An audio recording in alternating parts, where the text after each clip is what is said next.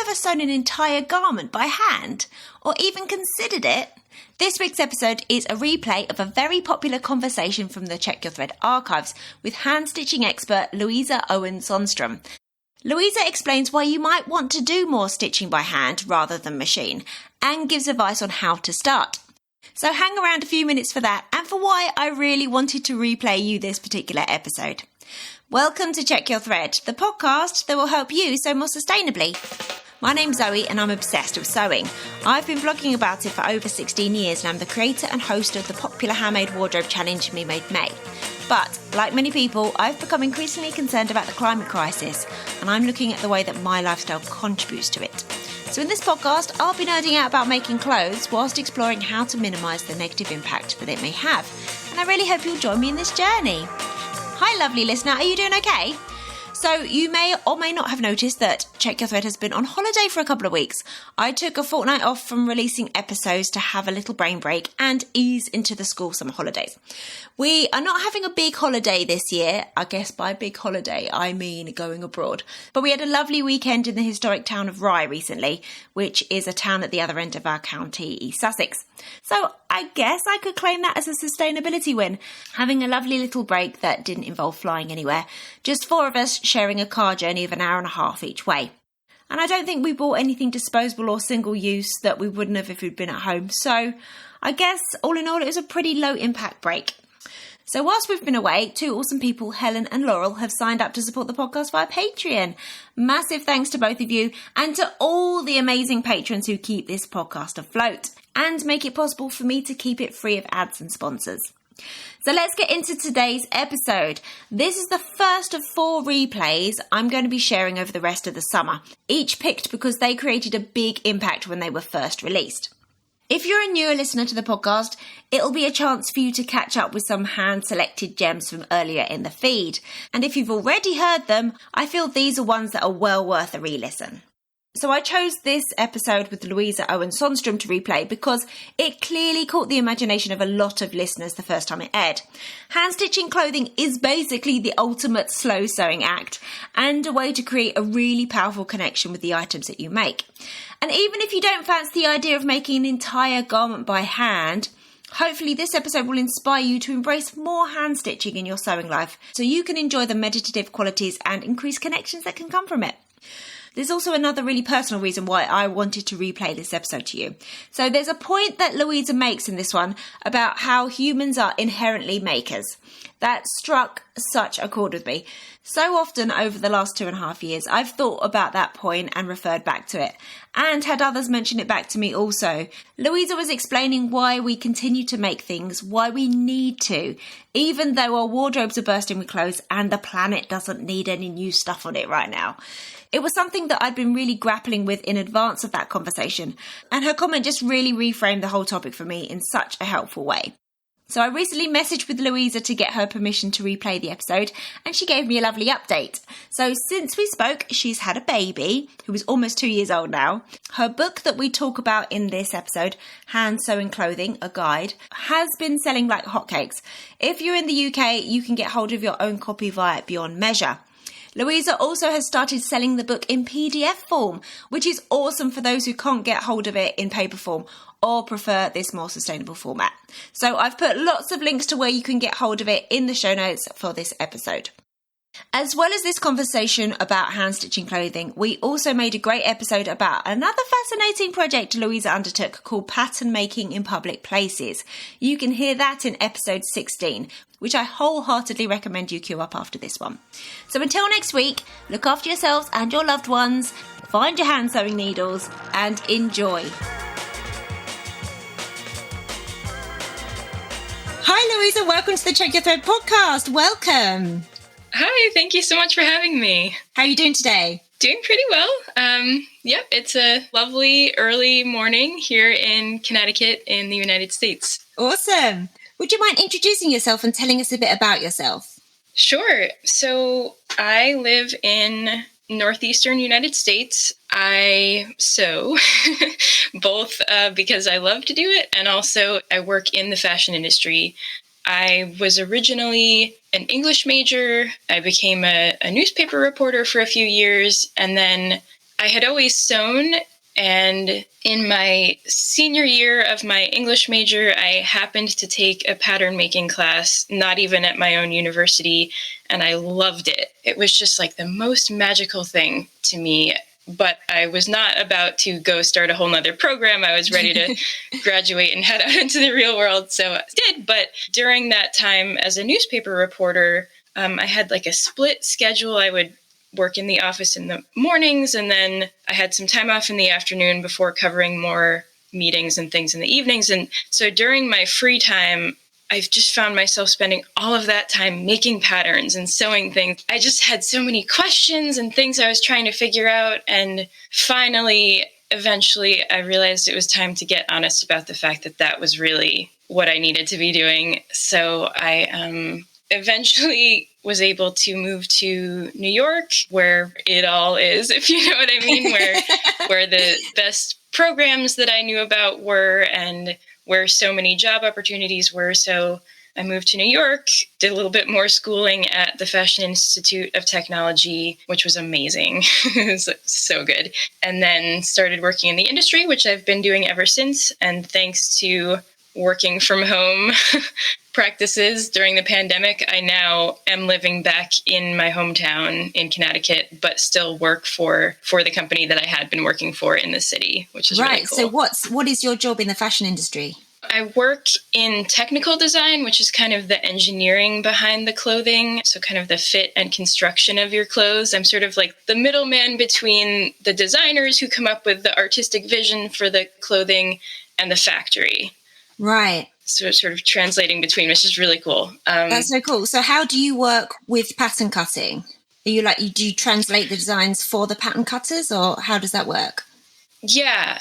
And it's different at every company and within each role. The role that I currently have, I work to take the designer's concept for what the garment will be and their sketch and everything. And then I work with our team within the company to select like block patterns that we're going to send to the factory, which may not be, identical to the sketch, but they're like kind of good bones for that style. We send them over to wherever the factory is to be tweaked into the style that is being requested. Right. So that is so interesting. So you've got a lot of kind of formal pattern cutting and garment construction training. Yet, we're going to be talking mainly about sewing garments by hand, aren't we? So at what point did you kind of move away from the way we imagine that clothing is made, either at home or in a factory with machinery and all sorts of technology, to embracing a more slower hand-stitched approach? That's a great question. So I used to be a very prolific sewer of clothing because I just loved it and loved the processes behind it. And once I was making my own patterns, then I had all of these other things to experiment with. So I accumulated quite a collection of all right clothing. Some of it was good and really wearable, and some of it was something I tried. I'm sure a lot of us can relate to that. Yeah. So I had this mountain of clothing that I had accumulated. And I started having to get rid of some of it and realizing, some of this nobody's going to want. And I just started thinking through, what was I really doing? I just kept producing, and I dislike that part of the fashion industry. I love the skills behind it. Like the people who work in the industry in all parts of it, and the expertise is just amazing. But just the volume of production, it's horrifying, really. Yeah.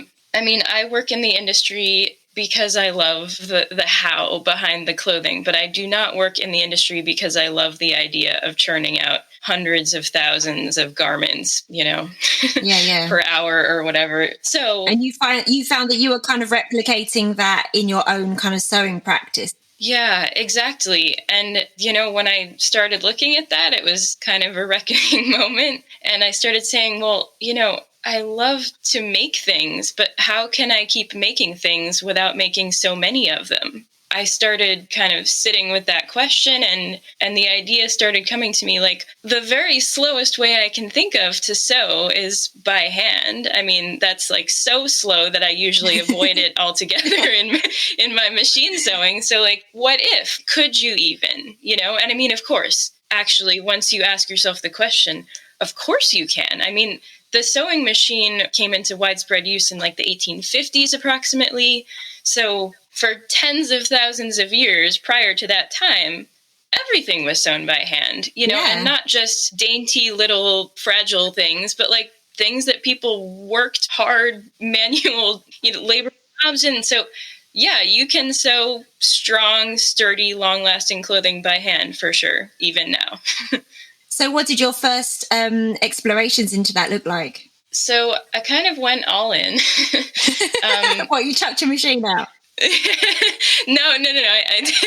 I do still have more than one machine, but I got really into researching it, reading every book I could find about it, studying bits of old family clothing I could find that had hand stitches, looking around. I was still living in New York at the time, so looking around at the fanciest shops to see if I could find any hand stitches on really expensive clothing. Interesting, of course, because like couture is traditionally hand sewn, isn't it?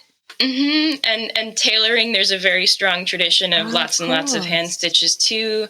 What I was really hungry for was learning the skills to sew clothing that I could wear in my daily life, though. I mean, there are resources, people are still currently sewing, as you say, couture clothing by hand. That is the tradition, and it's beautiful, but it's not how you sew a t-shirt necessarily, Sure. I did a lot of experimenting, and I also spent several weeks, maybe 2 weeks, spending my train commute, my subway commute, trying to teach myself to use a thimble properly. Oh, cool. Yeah, which I'd always put it on, taken a few stitches, and been like, no, this is awkward. Totally. I find if I ever put one on, that's the last finger I actually use because it somehow feels like debilitated in some way.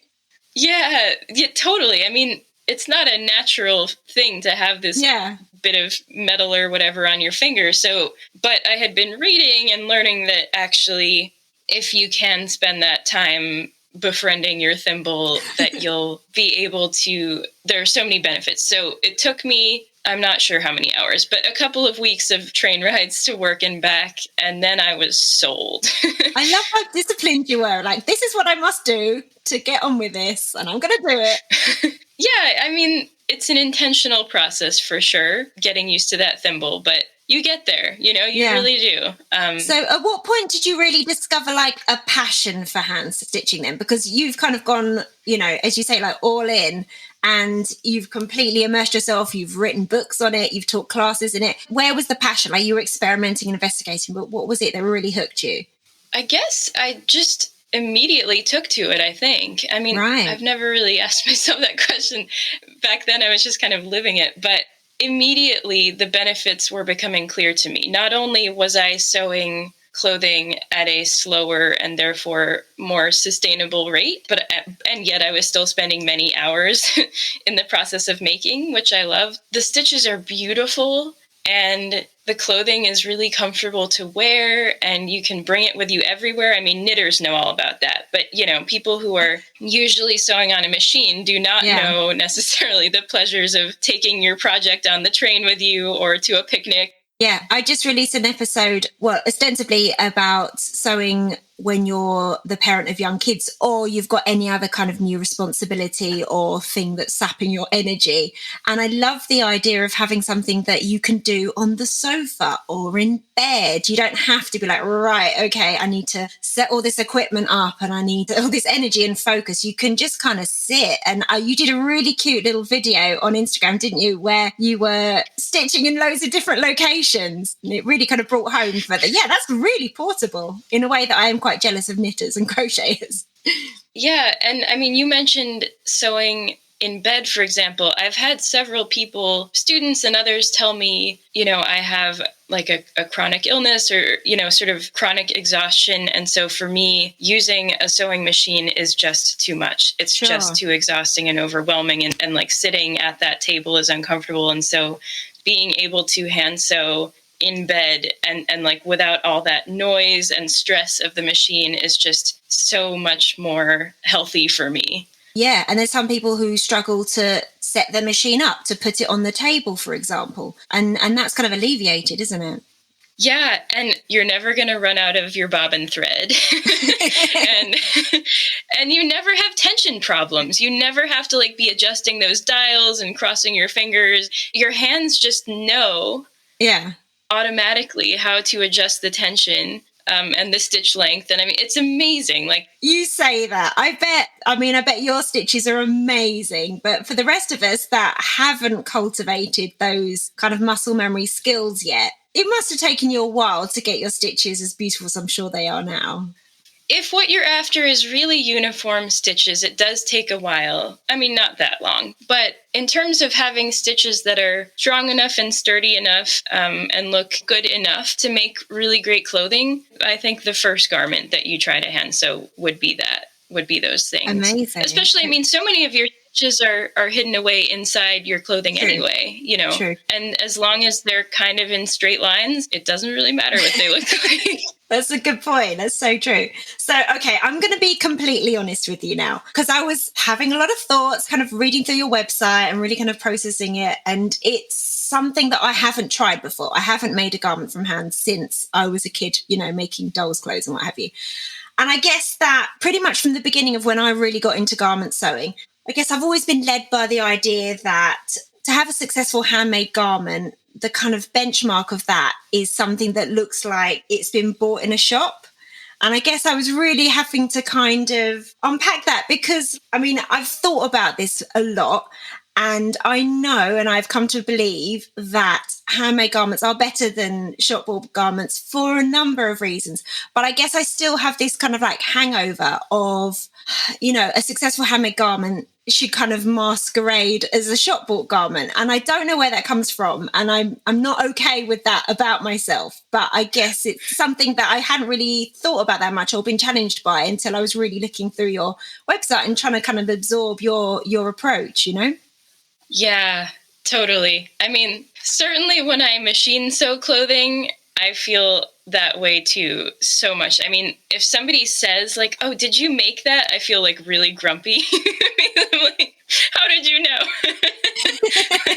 I mean, obviously it's not an insult, but it also makes me feel like, what, is it not good enough? But that's so interesting that you kind of internalized that benchmark as well. Like that's just something that's just pervasive.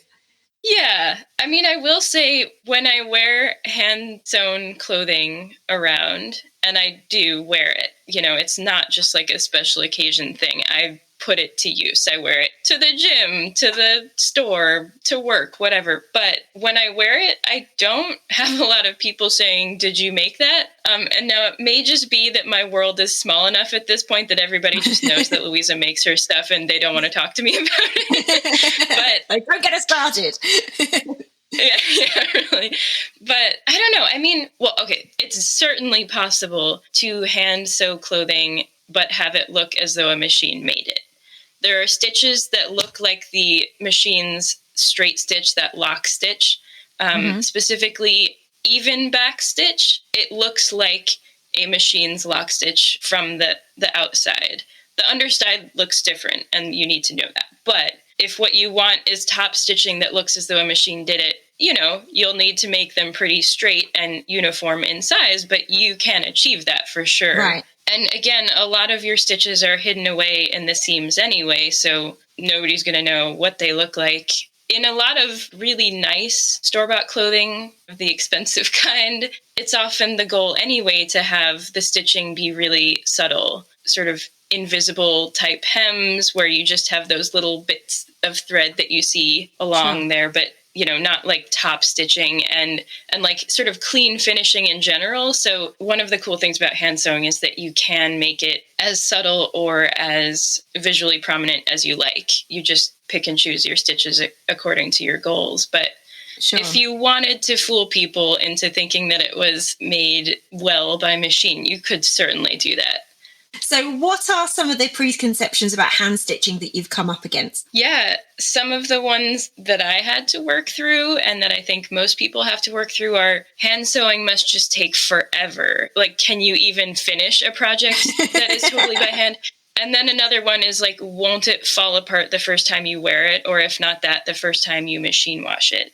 Right. And don't you have to wash it by hand? Obviously, the way I've set that up, you can probably already guess my answers, but does it take forever? No. So I actually did a bunch of time studies last year in 2020, where I would sew identical projects, one by machine and one by hand, and I clocked every minute of stitching. Yeah. And so I looked at how much slower it was. Of course, it's always slower. Which is kind of the point to a certain extent. Yeah, right. Which is my goal. It is always slower, but it is slower by less than you might think. Right. Most of the projects that I did, I'd have to look back at the numbers, but most of them, it was maybe about 2 or 3 times longer. You would finish. Totally. Yeah. And I mean, again, if you're a knitter, you are used to that scale, Yeah. If you're a machine sewist, then you're probably used to being able to sew a t-shirt in 3 hours or something, 3 or 4, depending on what machines you're using and how many times you've made one before. If you're doing it by hand, it'll take you, 6 hours or 8 hours or 10, or you take your time. So it'll take you however long you'd like. But that is not forever. At all. So I also, as part of those time studies, and I also timed, I forget how many inches, like 40 inches or something by hand and by machine, with that comparable even back stitch, which is about the slowest stitch that you can do by hand. So if you're doing running stitch or something, the timing is much closer, but it took me 18 times as long to hand sew that seam as it did to machine sew it. So then the interesting question becomes, why doesn't it take 18 times as long to hand sew an entire garment? And the answer, of course, is that so much of the time that you spend sewing a project is not the actual stitching anyway. It's like at your ironing board and pinning and fussing and, measuring it. Winding your bobbin. Winding your bobbin, adjusting your thread, seam ripping because it chewed up your fabric. So the ironing, pressing, pinning, all of that sort of thing, it's going to take the same amount of time either way. So that really narrows the gap. And then you realize that it's really just a question at that point of, I guess, how much of a hurry you're in to wear the thing, and also just sort of what sort of experience you want to have along the way. Sure. What were the other myths? That it was going to fall apart when you wash it? Yeah, absolutely not.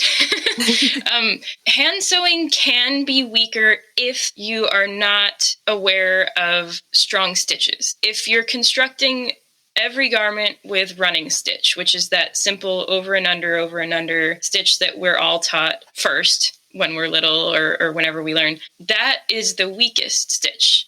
Right. I mean, that's what you use for basting, right? And there's a reason you use it for basting, which is it's really easy to just tug out. And so it's a great stitch for those situations. But if you want something that is going to be really sturdy, or maybe you need it to be stretchy because you're hand sewing knit clothing, which I love to do, then you would probably want to do even back stitch, whip stitch, fell stitch. There are many. And also, by the way, we all call them different things. There's no standard language. So what I would really recommend is try it out on a swatch of the fabric that you're planning to use for your garment, and see if that's the right one, and if it's not, then look up a different one or experiment until you figure out something that works. But if you're using the right stitch in the right spot on your garment, and if you're using decently strong thread, not the old pretty vintage stuff that's going to snap because it's too old, then they are so sturdy. In fact, I would argue that they are stronger than machine sewn because of the way that the stitches tend to loop. The thread kind of loops on itself. It's actually pretty annoying to seam rip hand sewn stitches because they're so they're in there. Oh, that's good to know. Okay. So I don't know how mainstream this is because I'm in a bit of a kind of crafting community bubble on social media, but I've kind of noticed how that sashiko kind of stitching is having like a real resurgence at the moment, isn't it? And both as a technique to mend clothing and also as a kind of like added detail and interest, particularly on like denim and, you know, indigo dyed fabric. So I guess that trying out sashiko could be like an in for some people to get their heads around using kind of hand stitching in their garment projects going forward. That's a great idea. Absolutely. I mean, any stitches that your hands can put into cloth are great practice for all the other ones that you'll ever do. My thimble practicing that I was doing when I was first getting started, I did that on napkin projects, like basically just rectangles of fabric, and I'd take two of them and stitch around the perimeter. So those were my inside, you know, maybe not so good looking stitches. And then I'd flip it to the outside and I'd do top stitching rows all the way down and just fill the cloth with hand stitches, which ended up being cool objects to use at lunchtime. Yeah, I mean, any stitching that you can do. And sashiko is beautiful and another amazing sewing practice for clothing. And it's so inspiring, isn't it? There seems to be, because, you know, as I was saying before, like I'm having to kind of slightly untrain my brain to think that, you know, if it looks shop bought, it's better. And I think that seeing a lot of those kind of sashiko decorated garments is kind of really helping me kind of get out of that mindset and see more beauty in adding those kind of personal touches. And so I've been quite inspired by that recently. In fact, I'm going to tell you about my new project because no one else in my real life cares, so I have to tell somebody. And I've taken like a thrifted men's denim shirt that I've had for like literally a decade. It's embarrassing how long I've had this thing. And I've kind of deconstructed it and I'm making a women's blouse out of it. But because the pattern pieces that I'm using don't kind of tessellate quite with the original shirt, I've had to cut bits off and I'm kind of having to then like add them on again. And I'm attaching sections together using my overlocker, but then I've been using very basic sashiko-ish stitching, almost like top stitching, to give it a bit more security and also to kind of like try and like celebrate the fact that I've had to make a join. I'm not going to be able to make it invisibly, so I kind of wanted to do the opposite in a way and go like, look, here's a join, you know? Yeah, so it's me kind of pushing myself out there slightly in terms of my comfort zone, and I'm really enjoying it. And I kind of took off the front pockets because where they were going to be when I put my pattern piece on, it was going to be weird. But I really liked like the pocket flap, so I've kind of like re-stitched it on in a different position, but with kind of like sashiko kind of little stitches, and I'm pretty pleased with myself. That is so cool. Yeah, it'd be interesting to see how I feel when I'm wearing it because it is a very different look to the things that I often make. So I'm kind of really looking forward to trying on this new, I don't know, this new whole experiment, really. Yeah, that is so cool. Oh my goodness, I can't wait to see it. But yeah, I love what you said about your hand done top stitches being kind of a way to celebrate those places of join. There is so much to celebrate in those stitches, I feel like. I'm just experimenting really. Like sometimes I'm doing like little crosses and sometimes I'm doing like, you know, like a running stitch and sometimes I'm making like a little row of stars. And so I'm just having fun. It's fun, isn't it, actually? Yeah. Well, so does it feel like it's taking you a long time to do those stitches or is it kind of like... Not at all. Because what I was doing is kind of cutting a bit, whipping it together with my overlocker. I was then getting to sit and like do a bit of stitching whilst I was just watching a bit of TV. And that actually makes watching TV feel like really productive. Yeah. So one interesting point there's a person, Abby Frankemont. So this is in the like hand spinning yarn world, but she makes the argument that with a drop spindle versus a spinning wheel, a drop spindle, like it fits in your purse, it fits in your pocket, maybe. A spinning wheel does not. So she makes the argument that drop spindling is slower per hour, but it ends up being faster like per day because you can bring it with you everywhere. You thought it was going to take you maybe months, but in fact, it's just sort of fitting seamlessly into the little crevices of your life, and it's not really slowing you down much at all. No, totally. So getting further into the practicalities, what equipment do you need to make a garment using hand stitching? Great question, and not much at all. This is another thing I love about it, is that you don't need much, and also it feels a little more democratic to me for that reason. Like, you don't need a super nice sewing machine or any sewing machine.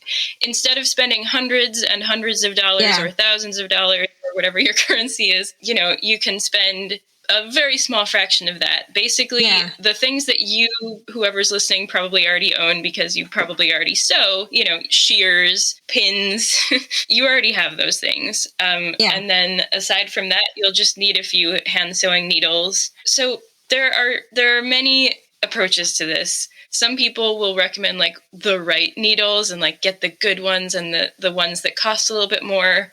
Totally go for that if you'd like. I've never been disappointed by just buying a little like assortment pack from the store that has like multiple sizes and different eyes. And there will be one in that package that will work for the fabric that you're working with. Yeah. And then once you start to develop your favorites, then you can buy the good versions of those if you'd like. But I don't really find that the cheapy ones cause me any trouble. So a couple of dollars will get you all the needles that you need to start with. Thread-wise, a lot of people like to hand sew with linen thread, which is really cool. Again, I'm very like, use what you have though, and like use what's on hand. So my favorite thread that I generally am sewing with is just cotton thread.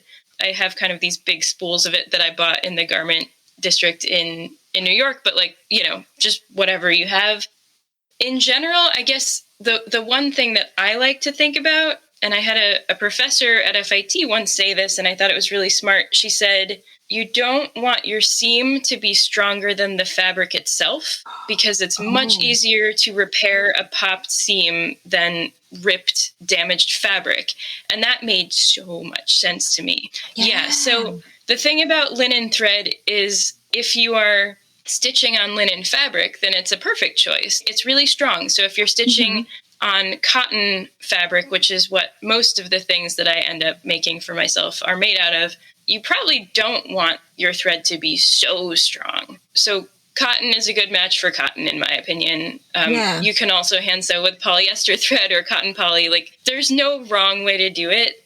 I would just recommend, again, like, cut a little swatch for yourself of what you're going to be sewing with, and just take some stitches and see how they're going and say like, okay, do I want to switch out my thread? Do I want to try a different size of stitch? Do I want to try a different stitch, different needle? You just play around with it and you'll figure out something that'll work.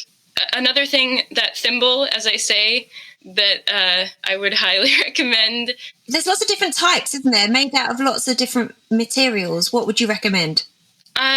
Whatever works for you. And if something already works for you, then stick with that. I like to use a little metal open-topped thimble. So it fits on my middle finger. And the way that it fits is that it goes on without feeling too tight. But if you flip your hand upside down, it doesn't fall off. Oh, okay. Good tip. And I like the open-topped thimbles. They're like the tailor's thimbles because I still have the sensitivity of my fingertip to handle the fabric with. Basically, I hold the needle between my thumb and pointer finger, my index finger. The rest of my fingers are kind of curled around behind. And then the thimble is therefore positioned right behind where I'm holding the needle so that the base of the needle, where the eye is, that's kind of being pushed against with the thimble. All of that to say, kind of weird to explain only in audio. It takes a lot of words. But all of that to say that when you're sewing with a thimble, it's not only like protective for your finger, but it also allows you to sort of position the needle with 3 fingers instead of 2. And that means that you can be way more precise. It also allows you to stitch more quickly once you get used to it for longer periods of time through thicker, tougher, denser fabrics. It's just nothing but a helpful tool for you once you get the hang of it. Awesome. So if somebody is starting to do this for the first time, it's not necessarily their first garment project, but it's the first time trying something with hand stitches. What kind of project would you recommend to try first?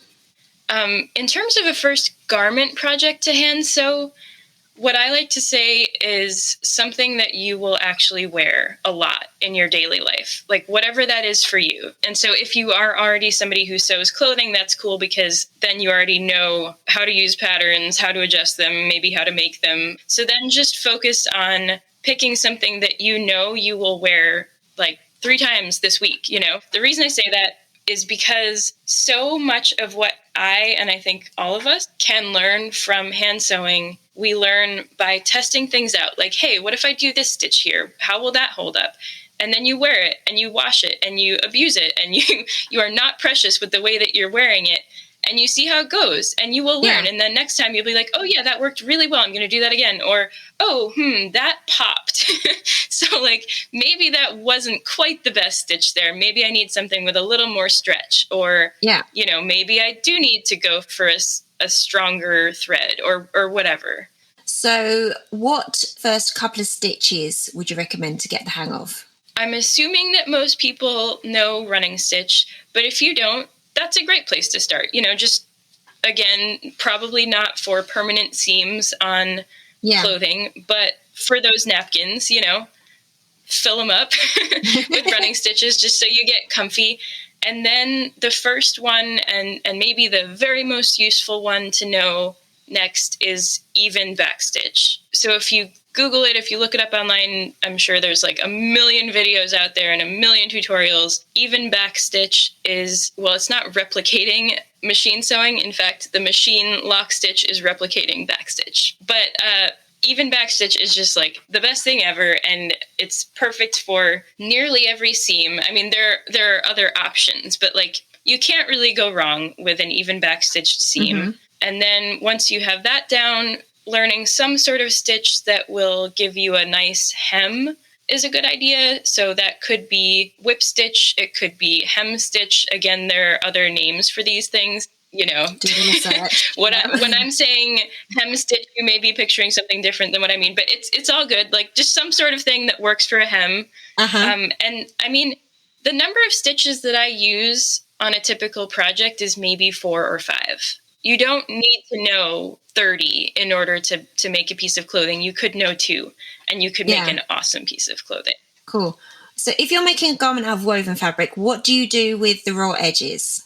Good question. So you have many options, and many of those options you may already be familiar with from machine sewing. So for example, French seams, felled seams, there's lots of ways to kind of turn under those raw edges. Mm-hmm. You could bind them, you have many options. If you want something that kind of replicates that overlocker thread binding, you can do overcasting, which is kind of like whip stitch, but it's along the cut edge. So it sort of spirals the thread around the edge. Cool. And it's not going to look like it overlocked. It'll look kind of like whip stitches along your edge, but it will perform the same function of thread binding the edge so that it won't unravel. But I mean, so one thing that I found, I was always a very impatient machine sewist. Like I wanted to finish it in one sitting. Even if that meant staying up until 3 a.m, I did not want to go to sleep and wake up and have to open the project again. So I expected that in hand sewing, I was going to feel extremely impatient every moment, but it was not that way at all. Somehow you just kind of change the unit of satisfaction for yourself, which what I mean is like, instead of feeling accomplishment when you finish the whole thing, you feel accomplishment when you finish that side seam. You're like, yes, today I did the side seam, or like I did the side seam and I felled the seam of the blah, blah, blah. So you just like the units of like checking off the box are just smaller, but there are just as many of them, if not more. Yeah. So then going back to what we were actually talking about, different ways of finishing seams, I find that in hand sewing garments, I'm much more open to taking the time to do the nicer finish, whether it's the French seam, the felled seam, there are a lot of them out there, you fill in the blank. The ones that kind of take more time, I'm much more open to doing them in hand sewing because, again, I'm already taking a long time to do the project. So like, what's another half hour, Sure. And also that just gives me another fun box to check off in my head. Like, yeah, I did that too. Brilliant. So you actually teach classes in hand stitching. What kind of demographic of people sign up and attend your classes? A variety. I think that there are different motivations for coming to hand sewing. There are a lot of people these days who are discovering hand sewing clothing and like it's just like a really exciting moment to be doing this, because there's just like this whole community that's growing.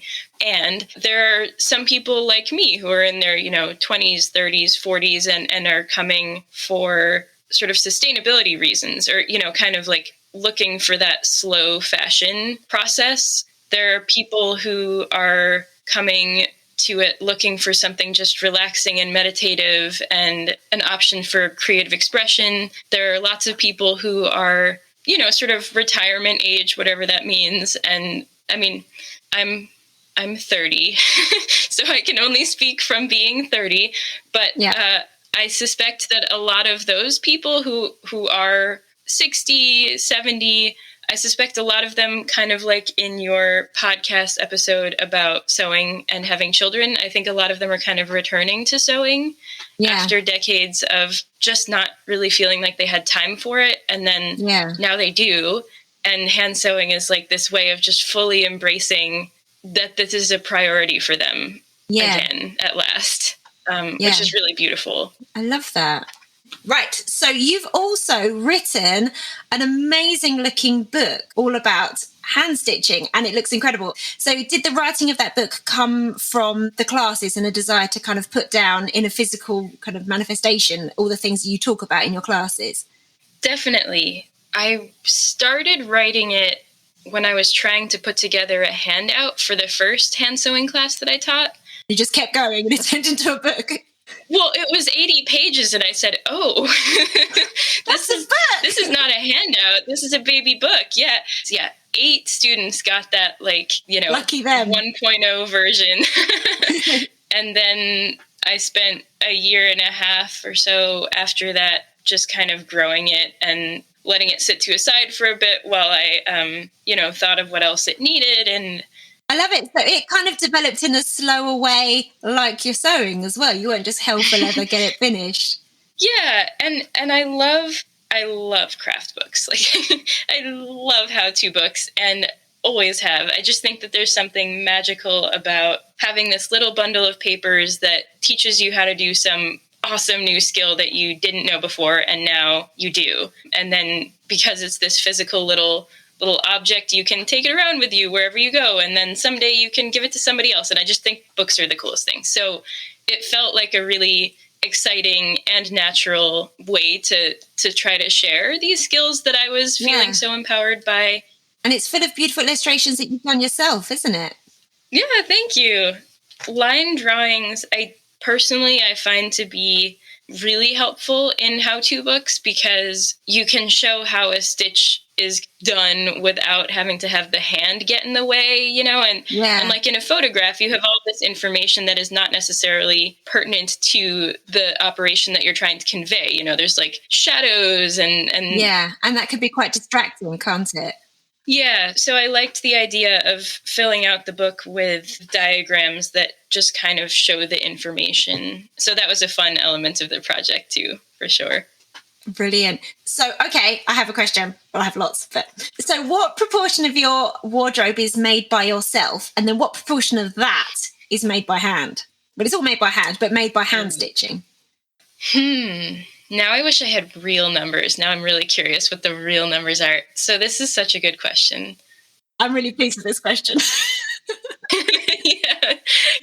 But I mean, I don't say that in that I think that the goal is 100% me-made. I certainly don't believe that making your own clothes is necessarily the most sustainable way to dress, for example. So, I don't think the goal should necessarily be a high number. I'm just really interested because I'm nosy. Yeah, no, totally. I'm really interested in these stats too. Now I feel like I need to go make a pie chart of my closet. But the last time I did a real count was 6 or 7 years ago, pre-hand sewing for me. And I think I had gotten to a little over 50%, and it depended on the category. Almost all of my dresses were sewn by me, by machine. Most of my pants were not. Now, my guess would be that it probably similar, maybe about 60% sewn by me.